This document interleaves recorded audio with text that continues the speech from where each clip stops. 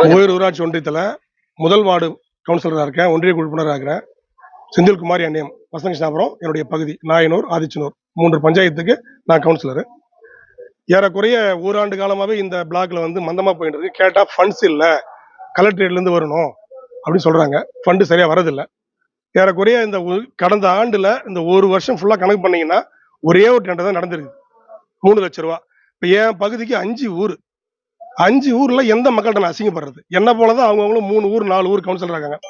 ஒன்று அதிகாரிகளாவது ரிஸ்க் எடுத்து fund extra வாங்கி கொடுத்து பகுதியை நிரப்பணும். அதுக்கு வழி இல்லை.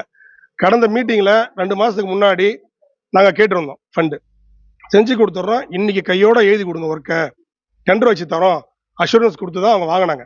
நாங்கள் எல்லாருமே சைன் பண்ணோம், ஒற்றுமையாக இருந்தால் கையெழுத்து போட்டோம். எங்களுக்கு அதிகாரியும் தேவை, பிளாக்கோட வளர்ச்சியும் தேவை. எதுவும் தடைப்படுத்தலை. நாங்கள் இல்லை. எங்களுக்கு வேலை நடக்கணும். செஞ்சு கொடுத்துட்டு இந்த மீட்டிங் வரைக்குமே எந்த ஒரு ரிஸ்க்கும் எடுக்கல, எந்த ஒரு ஃபண்டுமே இது வரைக்கும் வரல. இப்போ இதே நிலைமை தான் நீடிக்கணும்னா இன்னும் எங்களுக்கு இருக்கிறது 2 மாதம் தான் பதவி காலம். பதவி 2 மாதம் ஒழிய எங்களுக்கு இருக்கிற முக்கியத்துவமே இந்த நடக்க போகிற மீட்டிங்கில் நாங்கள் போடுற தீர்மானம் கையெழுத்துக்கு மட்டும் தான் பவரே. அந்த பவர் நீங்கள் கையெழுத்து போட்டீங்களா முடிஞ்சு போச்சு.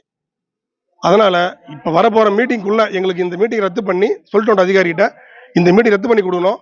எங்களுக்கு வளர்ச்சி பண்ணிய, எங்களுக்கு வருமானம் தேவையில்ல, வளர்ச்சி பண்ணி வச்சு கொடுத்தா மட்டும்தான் நாங்கள் கையெழுத்து போடுவோம் அப்படின்னு சொல்லிட்டு வெளியே வந்திருக்கிறோம். வெளிநடப்பு பண்ணிட்டோம். மொத்தம் அனைத்து கவுன்சிலர்களும், சேர்மன், வைஸ் சேர்மன் 2 பேர் இருக்காங்க. மீதி 21 பேரும் நான் வெளிநடப்பு பண்ணிட்டோம். யாரும் கலந்துக்கல. எல்லாரும் வளர்ச்சி பணிகள்ல ஒற்றுமையா இருக்கிறோம். வேற எந்த மாற்றமும் கிடையாது. ஏன்னா இப்ப குடிநீர் தட்டுப்பாடு இன்னும் நிலை வருது எல்லா பகுதியிலையும். எங்களுக்கு ஜனம் கிட்ட போய் மோதல முடிக்கணும். அசிங்கமா இருக்கு. நம்பி ஓட்டு போட்டாங்க. நாங்க போய் இதில் என்ன ஆகணும்? 2 மாசத்துல பதிவு போச்சுன்னா எங்களை சீண்ட மாட்டாங்க. இருந்தாலும் இருக்கும்போது பதவி இருக்கும்போது நல்ல பேர் நாங்கள் வாங்கி ஆகணும். அது தன்மானத்தோட வெளிநடப்பு செஞ்சிட்டோம்.